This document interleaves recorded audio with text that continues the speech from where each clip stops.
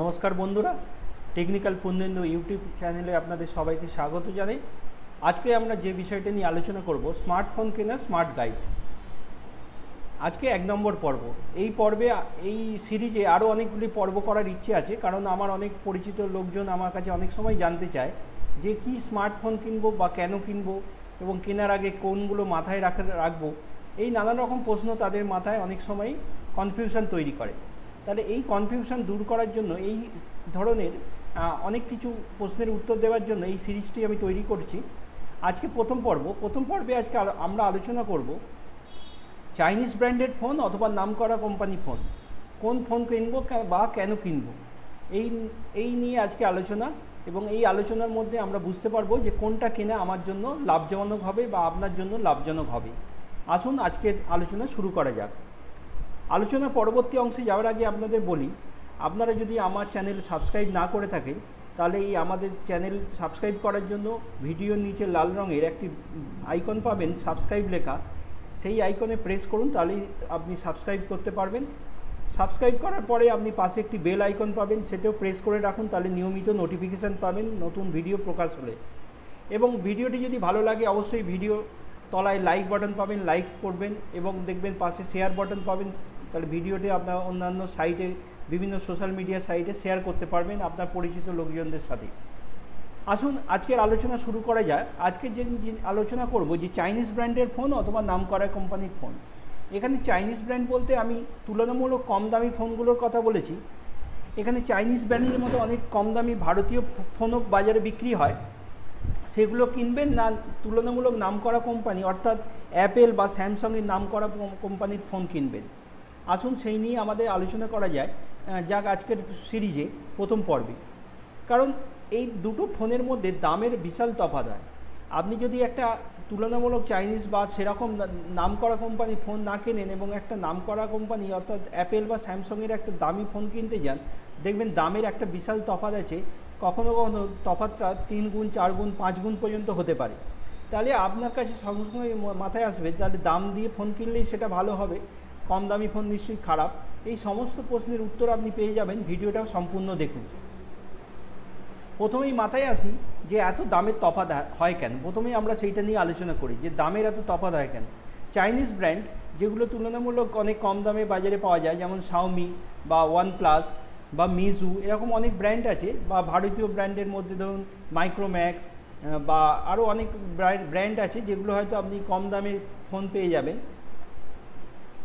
Carbon, lava, এরকম অনেক ভারতীয় ব্র্যান্ডও আছে। এছাড়া ধরুন দামি বা নামি কোম্পানির ফোন বলতে আমি এখানে অ্যাপেল, স্যামসাং, এইচটিসি, এলজি এইসব কোম্পানিগুলো বলেছি। তাহলে আপনাদের মাথায় সবসময় আসবে যে কোনটা কিনবো, অ্যাপেল কিনবো, স্যামসাং কিনবো, না এই শাওমি বা ওয়ানপ্লাস এইসব কোম্পানির দিকে আমি যাব। এই ফোন কেনার আগে আপনাকে মাথায় রাখতে হবে আপনি ফোনটা কী পারপাসে কিনছেন, আপনার বাজেট কত। সবসময় নির্ভর করবে যে আপনি কোনটা কিনবেন বা আপনার বাজেট কত সেটার উপর। সেই প্রসঙ্গে পরে আসছি, আগে আমরা আলোচনা করে নিই যে দুটো ফোনের এত দামের তফাৎ কেন।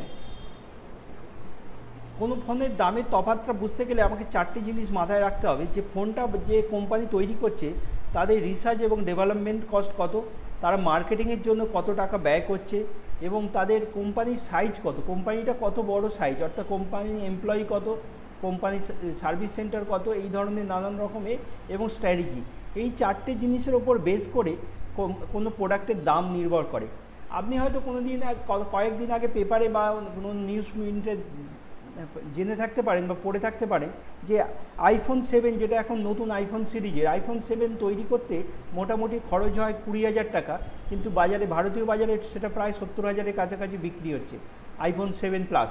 তাহলে এত দামের তফাৎ কেন? যে ফোনটা তৈরি করতে 20,000 টাকা লাগছে সেটা বাজারে 70,000 টাকায় বিক্রি হচ্ছে কেন? এখানেই প্রশ্ন আসছে এই 4টে জিনিসের ওপর, যে সেটা ডেভেলপমেন্ট করতে কত খরচ হয়েছে, সেই ফোনটা তৈরি করতে অত খরচ হলেও তার আগে তার পেছনে রিসার্চের কত খরচ হয়েছে, এবং সেটা মার্কেটিং করতে কত খরচ হয়েছে, অর্থাৎ সেই ফোনটার মার্কেটিং, অর্থাৎ তার টিভি অ্যাড বা বিভিন্ন প্রিন্ট মিডিয়া অ্যাড বা বিভিন্ন নামী তাদের মডেল তাদের চুজ করতে তাদের পেছনে বছরে কত টাকা সেই কোম্পানি খরচ করছে, বা কোম্পানির আয়তন কত বা সাইজ কত। আপনি যদি ভাবেন যে একটা অ্যাপেল কোম্পানির যদি যে সিইও বা যে সবার উপরে যে শীর্ষকর্তা তার বাৎসরিক যা বেতন, অনেক চাইনিজ কোম্পানির হয়তো বাৎসরিক টার্নওভার সেই। সুতরাং এটা একটা বড় ফ্যাক্টর যে আপনার কোম্পানি যে কোম্পানির প্রোডাক্ট কিনছে তার কোম্পানির সাইজটা কত বা তাদের পৃথিবীর কটা দেশে তারা অপারেট করে। এখানে অ্যাপেল বা স্যামসাংয়ের কথা যদি আসে, তারা পৃথিবীর প্রায় সব দেশেই অপারেট করে। সুতরাং স্বাভাবিকভাবে তাদের কোম্পানির সাইজটা অনেক বড় এবং তাদের যে এমপ্লয়ি তাদের স্যালারি স্ট্রাকচারটাও অনেক বেশি আকর্ষণীয় বা অনেক বেশি তাদের প্যাকেজ, সেই জন্য তাদের সেইখানেও অনেক টাকা তাদের খরচ হয়। এরপরে আছে স্ট্র্যাটেজি, যে তারা প্রোডাক্টটা কীভাবে তারা মার্কেটিং করবে বা প্রোডাক্টটা তারা কীভাবে মার্কেটে নিয়ে আসবে, অনলাইনে বিক্রি করবে না সেটা অফলাইনে আপনার বাড়ির কাছাকাছি মোবাইল দোকানে স্টোরে সেটা পাওয়া যাবে। এই রকম নানান স্ট্র্যাটেজির ওপর নির্ভর করে কোনো প্রোডাক্টের একটা দামটা বেশি বা কম হতে পারে। এইখানেই চাইনিজ কোম্পানিগুলো এগুলোতে কাটছাট করে দামটা অনেক কমায়, কারণ এইসব নামি ব্র্যান্ড যেগুলোর কথা বলছিলাম অ্যাপেল বা স্যামসাং, এইসবের পেছনে অনেক টাকা ব্যয় করে। রিসার্চ এন্ড ডেভেলপমেন্টে তারা প্রতিনিয়ত প্রচুর লক্ষ লক্ষ কোটি কোটি ডলার তারা ব্যয় করছে, মার্কেটিংয়েও তারা প্রচুর ব্যয় করছে। আপনার প্রায় দেখতে থাকবেন টিভিতে বা প্রিন্ট মিডিয়ায় নানান রকম তারা অ্যাড দিচ্ছে এবং তাদের কোম্পানির যেটা বললাম সাইজটাও অনেক বড়, সেই জন্য তাদের স্ট্র্যাটেজিও তারা অফলাইন অনলাইন নানানভাবে তারা প্রোডাক্ট বিক্রি করে, সেই জন্য তাদের প্রোডাক্টের দামটাও অনেক বেশি হয়। তাহলে এবার প্রশ্ন আসবে, তাহলে কিনবো কোনটা? আপনার মাথায় প্রশ্ন জানতে পারে যে এটা নয় বুঝলাম যে দামের তফাৎটা কেন হচ্ছে, তাই বুঝলাম, কিন্তু কিনবো কোথায়? এখানেই আপনার একটু আগেই বলছিলাম যে আপনার বাজেট কত সেটা আপনাকে জানতে হবে, সেই মতোই আপনি প্রোডাক্টটা কিনবেন। আপনার বাজেট যদি কম হয়, আমি আপনাকে সাজেস্ট করব অবশ্যই আপনি চাইনিজ ব্র্যান্ডের দিকে যান, কিন্তু যাওয়ার আগে দুটো জিনিস দেখে নেবেন যে আপনি যে প্রোডাক্টটা কিনছে তার হার্ডওয়্যার কতটা ভালো বা তার সার্ভিস সেন্টার কোথায় আছে, এটা আপনি দেখে নেবেন।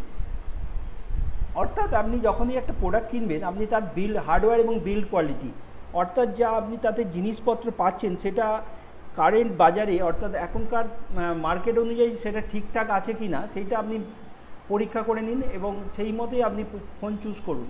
ব্র্যান্ডের পেছনে না গিয়ে আপনি আগে দেখে নিন যে প্রোডাক্টটা আপনি কিনছেন তার সার্ভিস সেন্টার আপনার বাড়ির কাছাকাছি আছে কি না। আপনি হয়তো একটা চাইনিজ ব্র্যান্ড কিনে নিলেন, তার সার্ভিস সেন্টার আপনার বাড়ির কাছে নেই, ফোনটা কিন্তু কোনো ডিস্টার্ব হলে আপনি প্রবলেমে পড়ে যাবেন।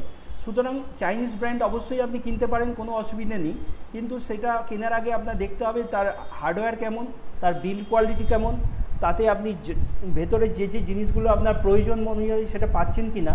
এক্ষেত্রে আমি একটা চাইনিজ ব্র্যান্ডের একটি না দুটি চাইনিজ ব্র্যান্ডের কথা উল্লেখ করব যাদের প্রোডাক্ট তুলনামূলক ভালো আপনারা নিশ্চয়ই নিতে পারেন। একটা হচ্ছে শাওমি কোম্পানি, আরেকটি হচ্ছে শাওমির বিভিন্ন ফোন আছে যারা রেডমি সিরিজে বিক্রি করে বা এমআই সিরিজে বিক্রি করে বিভিন্ন ফোন। এছাড়া আছে ওয়ানপ্লাস কোম্পানি, ওয়ানপ্লাস টি এখনও পর্যন্ত চাইনিজ ব্র্যান্ডের মধ্যে best mobile phone, near about 30,000 টাকার মতো দাম, কিন্তু এই দামে আপনি যে হার্ডওয়্যার বা বিল্ড কোয়ালিটি পাচ্ছেন নামি দামি কোম্পানিরাও সেই জিনিস কিন্তু দিতে পারছে না। সেই দামে ফোন কিনতে গেলে আপনাকে সেই 70,000 80,000-এর কাছাকাছি চলে যাচ্ছে।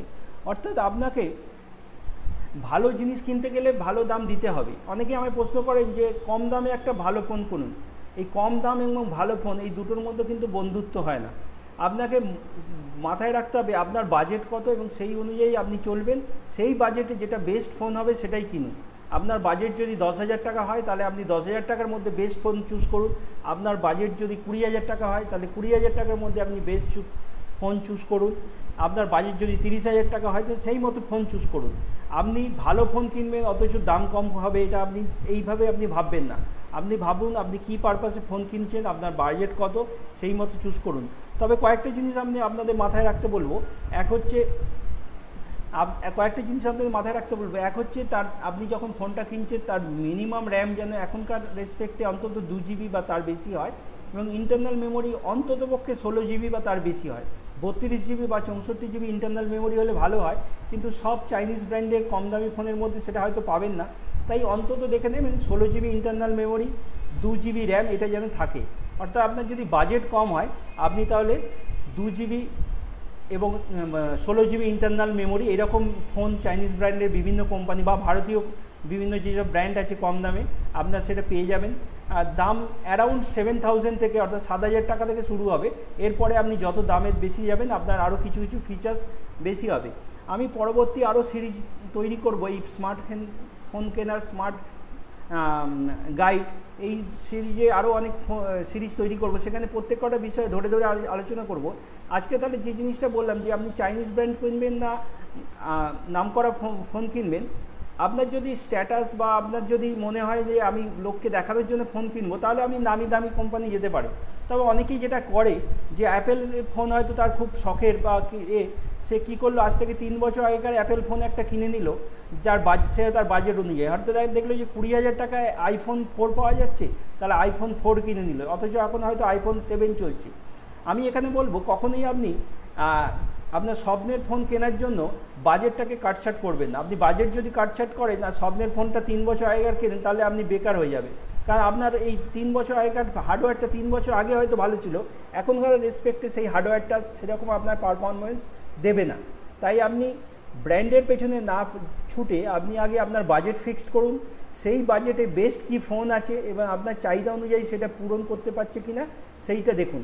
আর আপনি যদি ব্র্যান্ডের দিকে যান তাহলে অবশ্যই যেতে পারেন, কারণ ব্র্যান্ডেড অবশ্যই তাদের গুণমান ভালো এবং সবচেয়ে বড় কথা তাদের সার্ভিস খুবই ভালো, সার্ভিস সেন্টারে খুবই ভালো। অ্যাপেলের সার্ভিস সেন্টার এখনও পর্যন্ত ওয়ার্ল্ডের বেস্ট সার্ভিস সেন্টার হিসেবে পরিচিত। তাহলে আপনি যদি ভাবেন যে না আমি কোনো ঝামেলায় যাব না, আমি পরবর্তীকালে কোনো টেনশানে থাকবো না, আমি একটা ফোন হয়তো বেশ কয়েক বছর হয়তো নিশ্চিন্তে ব্যবহার করতে চাইলে, তাহলে অবশ্যই আপনি দামি ফোন কিনতে পারেন, কোনো অসুবিধা নেই। কিন্তু সেখানে আপনার বাজেটটাও বেশি বেড়ে যাবে। আর আপনার যদি বাজেট টাইট থাকে তাহলে আপনি কম দামি চাইনিজ ফোনে যেতে পারেন, কিন্তু সেগুলো কেনার আগে দেখে নেবেন যা তার সার্ভিস সেন্টার যেন আপনার বাড়ির কাছাকাছি থাকে। আজকে ভিডিওটা শেষ করার আগে একটা বিখ্যাত উক্তি দিয়ে আমরা শেষ করব। অ্যালবার্ট আইনস্টাইন এই উক্তিটি বলেছিলেন, any fool can know, the point is understand. অর্থাৎ বোকারেও অনেক কিছু জানতে পারে, কিন্তু আসল ব্যাপারটা হচ্ছে আপনার বোঝা, অর্থাৎ বুঝতে পারা বা আন্ডারস্ট্যান্ডিং করা। অর্থাৎ আপনি ফোন কেনার আগে অনেক কিছু আপনাকে লোকে অনেক কিছু জানাবে, কিন্তু আপনি জানার আগেও সেটা বুঝে নিন, সেই মতোই আপনি আপনার ডিসিশান নিন। কারণ আপনি আপনার ডিসিশান নেবার বেস্ট ব্যক্তি, যে আপনার কি প্রয়োজন এবং আপনি সেই মতোই আপনি ডিসিশান নেবেন। ভিডিওটা শেষ করার আগে বলি, যদি ভালো লাগে ভিডিওটা আপনি অবশ্যই লাইক করবেন, সাবস্ক্রাইব না করে থাকলে সাবস্ক্রাইব করুন, সাথে সাথে বেল আইকনে প্রেস করে রাখুন নিয়মিত নোটিফিকেশান পাওয়ার জন্য। এবং আপনাদের যদি কোনো কোশ্চেন থাকে বা কমেন্টস থাকে তাহলে নিচে কমেন্ট সেকশানে আপনি সেটা লিখে রাখুন। ভিডিওটা পুরো দেখার জন্য আপনাদের সবাইকে ধন্যবাদ জানাই। এই সিরিজে এই সিরিজের আরও যে ভিডিও পরবর্তী সময় আমি আবার নিয়ে আসব। ততদিন ভালো থাকবেন, সুস্থ থাকবেন, দেখা হবে আবার পরের ভিডিওতে। Thank you.